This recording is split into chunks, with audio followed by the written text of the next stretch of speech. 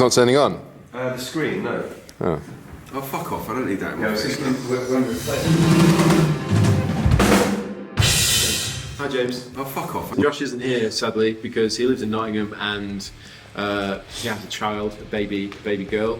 So he's tending and doing father duties. But yeah, that's why he's not here for pre-production. But as you probably heard with the tracks we've run through, we've got him on track so we can practice backing vocals and just get a vibe for how it's going to go.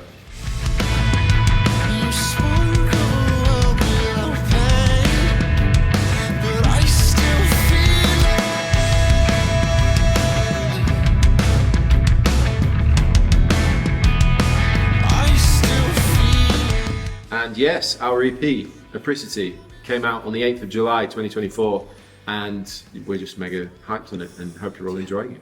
How are we feeling 2003? You look and sound fucking incredible. Let's start with guitars. The Old Faithful, which is just my Fender Tele Deluxes, all stock other than pickups, which currently have bare knuckle solos in both of these guys are just both identical. So it's just the bridge, not the neck? Just the bridge, yeah, at the moment. Because like historically I haven't really used the neck for much, but it's creeping in a little bit more. Yeah, that's it, ebony board. Yeah. This one, actually, the only difference is they finished this one in nitro, so it's starting to just fade and chip a little bit. Gotta love the silver burst. Yeah, dude, I love this guitar. Sick. And then, Apple's Judge. Yeah, it's the Judge 627. So it's 27-inch baritone. Yeah, which is kind of perfect for me in that, like, I've tried a few 30-inch. I think it's 30-inch Scone X. The Gretsch. The Gretsch. Yeah. It's like near enough 30-inch. It just feels massive. Where this just feels like more of a normal sized guitar. Plays like a normal sized guitar. It's just hinge, and then obviously has the solos in both the neck and bridge positions. Simple guitar, just plays really, really well. It's looking pretty taut. Are you recording this now? Oh, yes. Fuck's sake. Turn it off. It's not very good, is it? And then you've got, I think, these luminaires on the side as well, which I've never had before. Tell you what, it's quite nice. It's so good. Yeah, I've noticed it on the carnival shows. Just in there were a couple of moments of really dull light, and it's like, oh, thankful for this. Around to Amp World. Just the one for now. Just the one, much to my dismay. Kraken Mark II. V30 cab. There's a V30 and a G12H65 in that one. We're still running a fair bit of volume, which just is wicked in that we can kind of turn around and get that feedback. Legit never been more happy with this whole situation.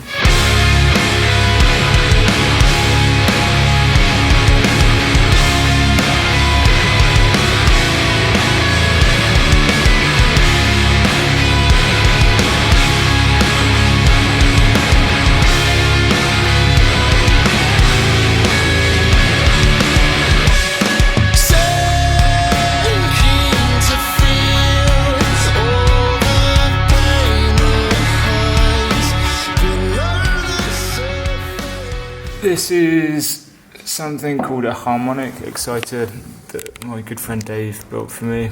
It used to have a picture of Kevin Costner on the front. It peeled off. No. Just really sad about it, so I'm going to try and find someone who can draw well to replace that. Kevin Costner pedal. But essentially what it is it's based on an old pedal that Frank Zappa used to use, which is like a fixed position wah sort of thing. But it has a gain stage in it, so you find the frequency that is pleasing or that you want, and then you can kind of boost that with a bit of gain. And that does, yeah, I know what you mean. It's like Queensy kind of mid-focusing. Exactly that, yeah. And we're only using it for like one thing at the moment, but it's just nice that it's on there. And then this is my favourite fuzz pedal in the world, FZ1, the Wazercraft version by Boss, and it's just... Beast. It's a beast, and it cleans up really well. It's just a really versatile fuzz. And then it's just QC, which we're running into the power amp of the Victory Krakens. And we've currently got it set up so we have different scenes for different tracks. We all know the QC. Yeah. No one love the Beast. Yeah, like anyone who knows me will know that I was very against using amp modelers for a long time. This was the first one that I've tried that feels good when you're actually playing it. Like especially when running through a power amp as well, like a valve power amp, you still kind of feel that kind of sag that you would have done with a tube amp. 100%. And just its utility, that I haven't come up on anything so far that I'm like, I need to do this in a live scenario that it can't handle. So Yeah. and I feel like I'm still kind of just touching the surface of what this thing can do. So Fuck yeah. that and the Mission expression pedal as well, which has not been used at all. And that's Josefski's rig. Yeah, man. Oh, fuck off. Have you got the PA on? Yeah. Can you add you boosting the reverb? Yeah. My man. I thought so. I was like, Yeah, I was definitely doing it. I saw you doing this. Like,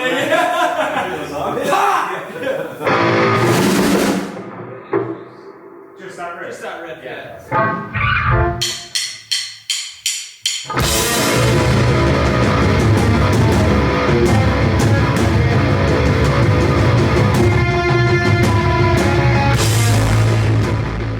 So here's Josh's rig. It's an Audix OM7. It's a Kuiper Hardioid microphone.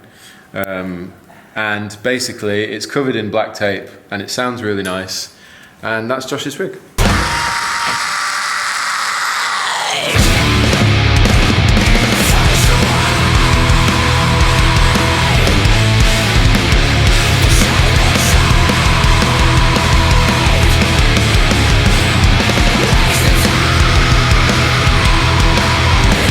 Well, I guess let's start with the QC. I'm kind of right now running a fairly simple rig. I've just got like a heavy, I don't really use the cleaner patch to be honest, so heavy fuzz and clean.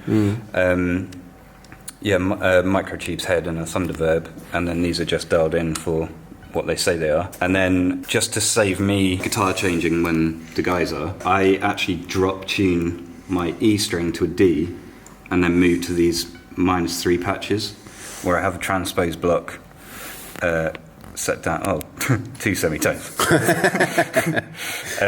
Which puts my, effectively like a drop C 4-string bass. That just saves me switching out a load. Those are the exact same patches, just pitched down 2 semitones. The board is currently a Janus board, which I borrowed from my good friend Rabea. But the good people at Rockboard are sending out a pedal board which should arrive next Monday, which I'm very excited for. It has like a modular patch bay built into the back, so I can route everything on the board just straight out the back of the pedal board. And it will also mean I can get things like an Expressman pedal, my Mobius. I've got an air step, which I don't really know what I'll use that for yet, but that's like an extra MIDI controller. So that'll probably be useful with the QC, and yeah, just very excited to get that set up. This is like my absolute baby. It's a Corvette Standard 5 GPS team built active pickups, although again for the most part I've just been using passive. I do like to like boost the bass, and you can just knock that in. Boost the bass and you can punch that in if you really want to like thump the low end.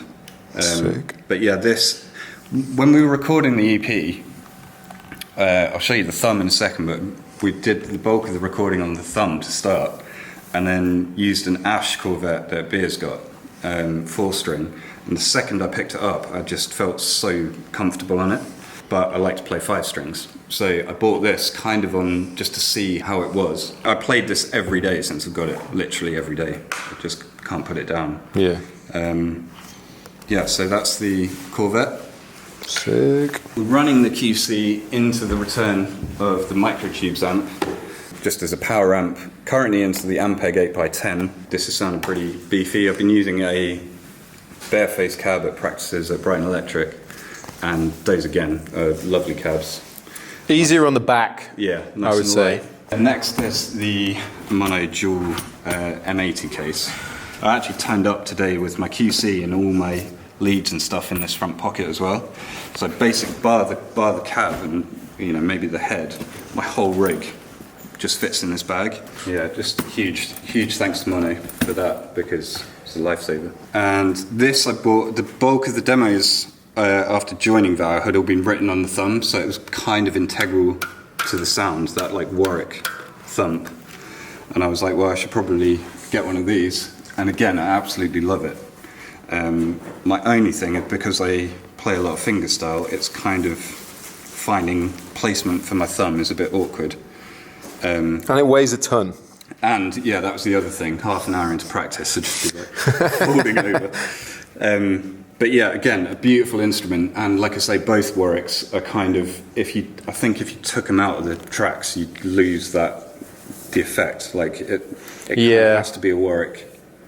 Yeah. I just can't imagine it not being a Warwick now. And I'm, I guess, low-key kind of gassed that we use Warwick in heavy music because it's not common as much anymore. Yeah, it also harks back to, I think, we were talking earlier about like earlier influences, and so many of them were Warwick. Yeah. And again, it's kind of, you can hear it in the music, so it's like, yeah, I mean, I just wouldn't be playing anything else now.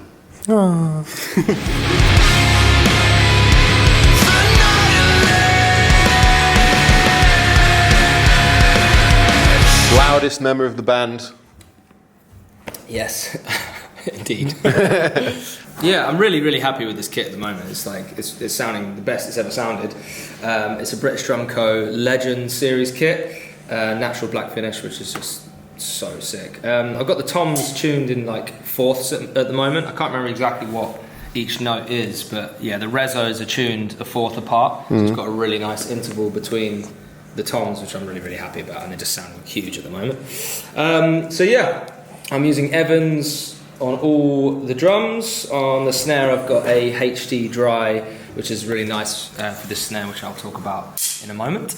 On the top of the toms, we've got EC2S's. Have you written a note on there? Yeah, so when I was changing them and like using the tune bar, I'll tune to a note, but that's not right anymore, I don't think. I think it's pretty close. I think this one's now about an F. Right. I think matched F and F and F. But I was doing the nollie thing for a while where it's like a minor third dip, but I prefer it actually matched on this kit. It just sounds better. There's just more tone to them. Like, yeah, there's just a nice interval between them. Yeah. On the kick at the moment, I've got a EQ4 on the batter, but I usually use like an EMAD 1 or something like that. But either way, it's something that's just nice and thuddy and fat. All Zildjian cymbals. I'm really, really happy with this current setup that I've got going on. I think they're all K lights, or K thins, sorry. So yeah, this is a prototype, and I think it's K dark thin crash, 19-inch, and then on the right we've got a 20-inch K dark thin as well, 22 K ride, which I've had for so many years. I've used it on so much stuff, and I cleaned it up before we went into the studio and just brightened up the bottom bit, and it cut through the mix so much, and such a great washable ride as well. You can crash on it. I've got a 17-inch K China as well on this side, which is so nice, and it just cuts through the mix as well, but it's not too aggy. It's kind of quite short. I kind of like that. And then this stack's pretty interesting, comprised of 3 different cymbals. So we've got a 17-inch K cluster crash on the bottom, a 17-inch K special dry crash, trash crash, it's got loads of holes in it, and then a 16-inch A EFX, A custom EFX. So it's just nice and trashy, trying to make it, I mean, it's like, I've had stacks for years, but the reference is probably Steve Judd. I mean, having a stack that sounds kind of like anything that he uses is what we're going for, really. The Judd. The Judd. My British Drum Co. Bluebird wasn't cutting it. It was very bright. It's a chrome over brass, and it's very, very loud and bright. It had like loads of overtones. And this snare, we tried it in one rehearsal, and it just sounded really good. It's like dry, so it's really nice for, you know, cranking it up high and just getting a really good crack out of it. So yes.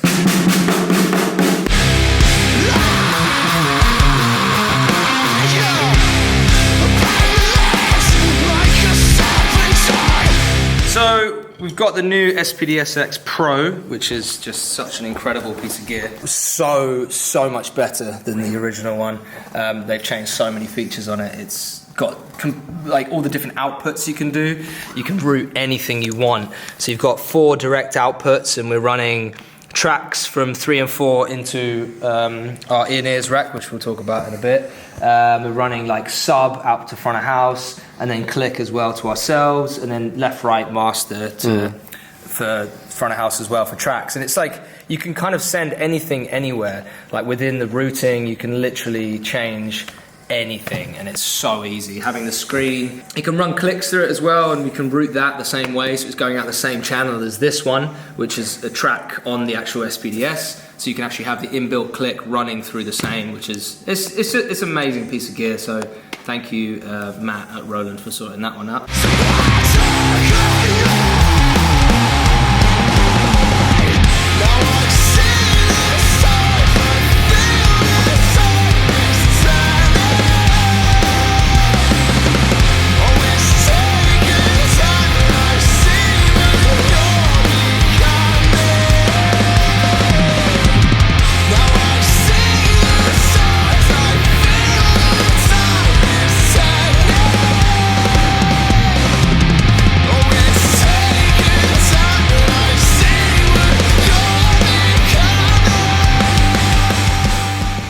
Talk about the bum chum. I knew you were going to get to that. So yeah, the BC Gigster. BC stands for bum chum. I'm telling you, it does, man. That's what I heard back in the day. BC stands for bum chum. Look, I'm not agreeing or denying that, but look, I'm just saying I'm a P&D artist, so I'm not going to talk about what you said or not. You know, I'm just going to say that I'm really happy to be a Porter and Davis artist, and they sorted me out with the Gigster. And this round throne top, which is real comfy, makes a really funny noise when you're sitting. Yeah, I don't know why it does that, but it's just all the air in it. So. But in case no one knows what the fuck it actually does, what does it do? So essentially, this is an amplifier. This little box down here. So this is the actual amp, and it's you run a cable to this, which is a speaker. So you're running. I can put like at the moment I'm running a Y split off of the kick, direct from a mic, the kick out. And it's running straight into here, the mic input, and then that signal runs into here. So you can basically have a feeling of the kick as you're hitting it. You don't just like lose that low end and that punch, because sometimes on stages, especially if you're using in-ears, you lose that attack and that feeling of the kick. So you feel like you're hitting the kick, but you don't feel like you're hitting it. So it's a weird feeling. So it is actually really impressive. It's incredible, isn't it? Yeah. Like you tried it out when I brought it to the studio. And Yeah, oh wow. So yeah. Also running a little mixer that I'm just kind of running straight out of our IEM's rack into here, so I've just got a stereo mix. Well, it's dual mono, isn't it, actually? So, but it works and it's great. I've got a bit of reverb and stuff on here as well, so I don't actually have to send anything from there. I'm using UE 11s, I think these are. Yeah, Ultimate Ears Pro 11 in-ear monitors. So yeah, I'm a ProMark artist. I use ProMark sticks. I was using what have I been using recently? I think it's the the Rebound 5B longs. That's what I'm using at the moment. Just a bit more length on them, and yeah, they're great sticks, and yeah, do the job. So nice. I think that's about it. I forgot the hi-hats when we were talking about the cymbals. They're just 15-inch K sweet hats. The drums, I'm so happy with them. I'm so happy with how it's sounding. And so yeah, thank you for joining me on this drum expedition.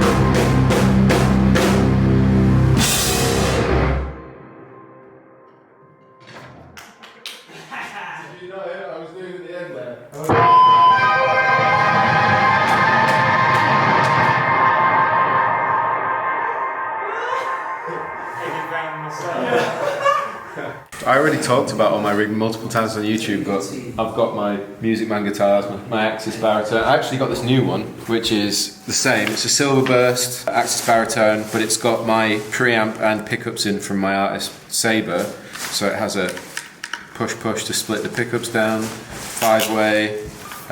The only difference between the two is one has a black headstock and one has a natural finish headstock, and I can't decide which one I prefer.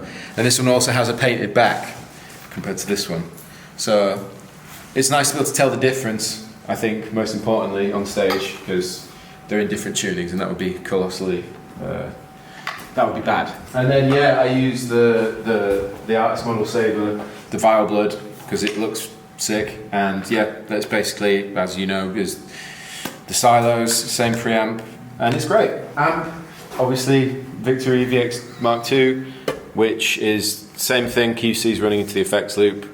We will eventually start doing the preamp swap thing, but at the minute it's just using it as a sort of tube power amp through the cab, which is Alnico Golds. And then QC, I actually don't have any pedals on my board, I'm literally just running QC. And then my Mission Engineering expression pedal broke, so I've got this little chode Dunlop situation, which is just too small for the size of my foot. But it works, at least it works.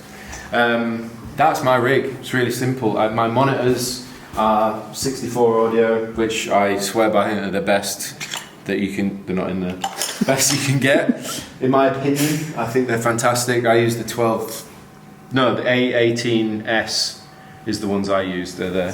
And they're really sick, they just sound amazing. I'm very, very happy with the way they sound. You get all the punch and the sub from the bass and the kick and all that, so properly swear by those. And yeah, thank you Ricky at 64 for hooking me up and making it work. Bertha is essentially she's the overarching comfort. Oh mate, yeah, thank you Bertha. Yeah. We always thank her before and the end of a set, either rehearsal or gigs. And it does actually say Bertha on top. It does, yeah. I think you can't see that right now. Big. James is shit in the way. Oh, fuck off. Yeah, big old Bertha back there. Yeah, basically, this is our IEM's rigs. We've got an Allen and Heath Q-Pack, which is a 16-channel mixer, essentially. Yeah, it's an in-ear mixer. So it allows us, the cool thing with these in-ear mixers, like most of you probably know, like X32. Yeah. We're going to be upgrading to the Midas M32C. Yeah. And what they are is they're mixers. They have preamps, they have ins and outs for your mics and stuff. But built into that, you have like compression, EQ, reverb, all that stuff. It's been amazing. Like we first used it when we were doing the Totemist, as you had that, and it was great for that. But this now it's really coming to its own. Like, yeah. But the problem is there's 5 of us, and like there's a lot of inputs. So there's now we've maxed out the amount of inputs that we can use. There's like 16 ins and then a couple of stereo channels as well. So we've only got like a handful, 20 channels where we're running more. Like, it's a capacity basically. There's probably like 8 more channels that we're using currently. So when we get the M32C, it has a stage box with it, which has 32 channels, yeah. And it allows us to have whatever, like snare bottom, ride, yeah. We don't need to do what we're doing here, where we've got all these splits on top. This is going to be a condensed system, which is over there, and it's going to be at the back, all plumbed in, and all we do is we run a Cat5 line from the IEM's rig to front of house, and then it's like... Yeah, no need for splits. So yeah. 2000 fucking tricks, how we feeling? Good. This is our third ever show. This, the sheer amount of faces, mostly with sunglasses on, staring at me is fucking mental. Thank you. This is what's going to change, essentially. Chaos at the moment. It looks more chaotic than it is, but these are the looms. Yeah. And these are the Clox looms that are sick, and they're basically 8 each.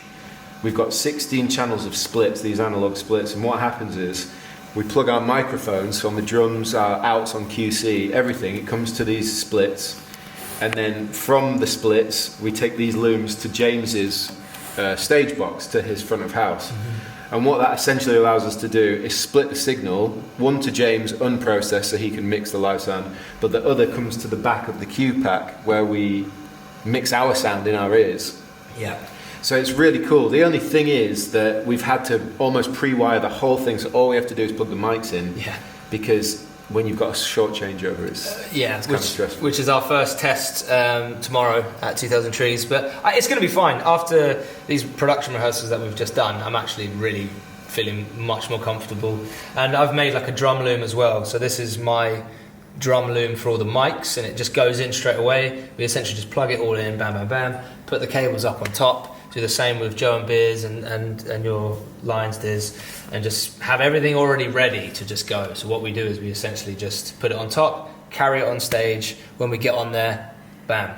For a gig or rehearsal, whatever it is we're doing, we can take USB audio out of the Q-Pack into the MacBook, because it's an audio interface, 32 channels over USB, and we've been recording. So every time we've done one of these like BTS of the rehearsals and pre-production, you're hearing the audio, the live audio from Q-Pack into Logic, and then I just quickly mix it down for YouTube. It's just insane. Like having that as well for referencing stuff as well in rehearsals, and just recording and watching yourself back and feeling like, oh, okay, cool, I need to work on this thing. It's really, really handy. So yeah, incredible. These aren't brand new, but they're brand new to us, and these are the Sennheiser G3. Well, it's EW300, and these we got from Architects, because if you guys know Max from Neural DSP, he lived with Adam from Architects, and we kind of all know each other. You've teched for Architects a bunch of times on drums. Yeah. Jumped in for them. And they were selling these, and we only had some Shure PSM 300s, and one of them had broken.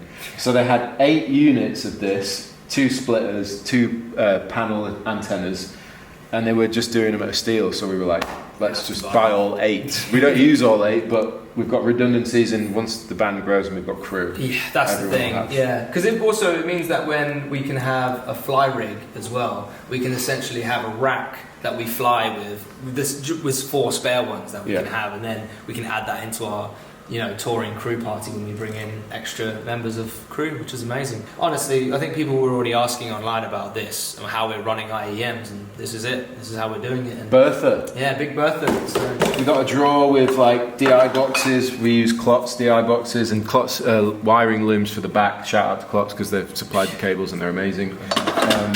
And loads of just extra bits, redundancy stuff. Another thing is it runs through a router. We had a router that was whacked. We bought it from a company we shall not name. And it broke after a while. It just popped, and so we just got one of your old routers, Rory, where it's essentially like just an old talk thing, and that's how we go onto the app, and we can like essentially change our own mix. So I can see all the channels that we've got. Go away. We've got all the channels like kick, snare, racks, guitars, backing vocals. We've got the backing tracks, everything running, so you can mix it on your phone and listen on your IMs, and it's just insane.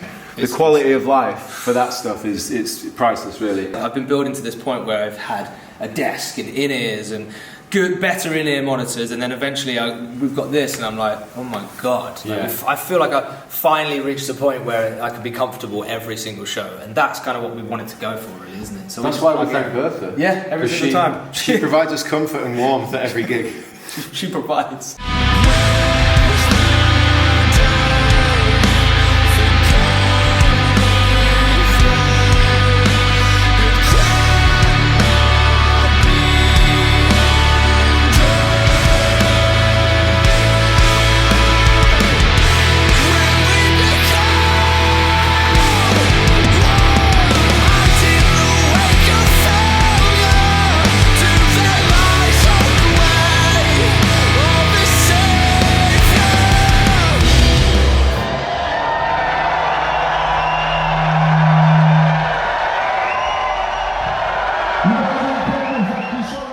Thank you so much to everyone that's picked up a copy or even just listened to the EP. It means such a huge amount to us, and it really is just the beginning. Like, we've written, I think, 14 songs at this point for our album, which we'll look to go and record at some point this year, so stay tuned.